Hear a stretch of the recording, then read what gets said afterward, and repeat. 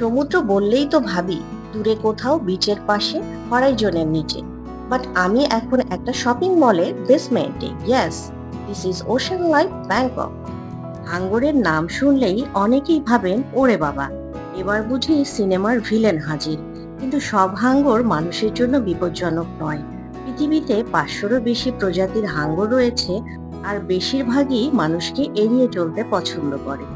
Fun fact is, হাঙ্গরের শরীরে কিন্তু হাড় নেই, পুরো কঙ্কালই তরুণাস্থি বা কার্টিলেজ দিয়ে তৈরি।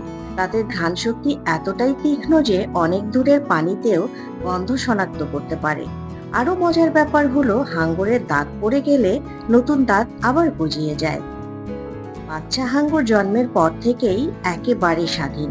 মা বাবা তাদের স্কুলে ভর্তি করিয়ে দেন না, টিফিনও বানিয়ে দেন না। জন্মের পরেই নিজের খাবার নিজেকেই খুঁজে নিতে হয়। চলেন এখন শার্কের সঙ্গে পরিচয় করিয়ে দেই, যাকে আমরা করাত হাঙ্গর বলে থাকি। এরা এমন এক ধরনের হাঙ্গর যার সবচেয়ে বড় বৈশিষ্ট্য হলো করাতের মতো লম্বা মুখ। তবে এটি দিয়ে কাট কাটে না। এই করাতের মতো মুখ ব্যবহার করে ছোট মাছ, চিংড়ি ও স্কুইড শিকার করে। এদের করাতের মতো মুখে বিশেষ সংবেদনশীল অঙ্গ থাকে, যা বালির নিচে লুকিয়ে থাকা শিকারের বৈদ্যুতিক সংকেত শনাক্ত করতে পারে। এরপর দ্রুত করাতের মতো মুখ দুলিয়ে শিকারকে আঘাত করে ধরে ফেলে।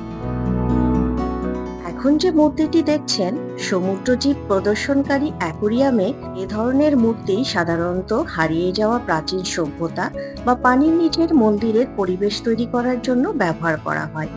এগুলো মাছের আশ্রয়স্থল হিসেবেও কাজ করে এবং দর্শনার্থীদের কাছে আকর্ষণীয় দৃশ্য তৈরি করে। একটু খেয়াল করলে দেখবেন, দুজন মানুষ শার্কগুলিকে ফিডিং করাচ্ছিল। একটা করে শার্ক আসছিল এবং মাছ মুখে নিয়ে চলে যাচ্ছিল। কতটা নিখুঁত এবং ডিসিপ্লিন ওয়েতে কাজটি করছিল আমি মনোযোগ দিয়ে লক্ষ্য করছিলাম। শার্কের একটি বৈশিষ্ট্য কি জানেন? তারা যতক্ষণ না ক্ষুধার্ত হবে ততক্ষণ পর্যন্ত কাউকে বাইট করবে না। একটু লক্ষ্য করলে বুঝতে পারবেন, জলজ প্রাণীগুলোই স্বাধীনভাবে ঘুরে বেড়াচ্ছিল, কেউ কাউকে বাইট করছিল না। অনেকেই ভাবেন অ্যাকোয়ারিয়ামের সব প্রাণী বুঝি সরাসরি সমুদ্র থেকে ধরে আনা হয়, কিন্তু বাস্তবে বিষয়টি ভিন্ন। অনেক সামুদ্রিক প্রাণী লাইসেন্স প্রাপ্ত ব্রিডিং প্রোগ্রাম, অন্যান্য স্বীকৃত অ্যাকোয়ারিয়াম অথবা উদ্ধার কর্মসূচি থেকে আসে। কিছু প্রাণী অবশ্য অনুমতি নিয়ে সমুদ্র থেকে সংগ্রহ করা হয়, তবে তা খুবই নিয়ন্ত্রিতভাবে করা হয় যাতে সামুদ্রিক পরিবেশের ক্ষতি না হয়। সংগ্রহের পর প্রাণীগুলিকে সঙ্গে সঙ্গে প্রদর্শনীতে রাখা হয় না।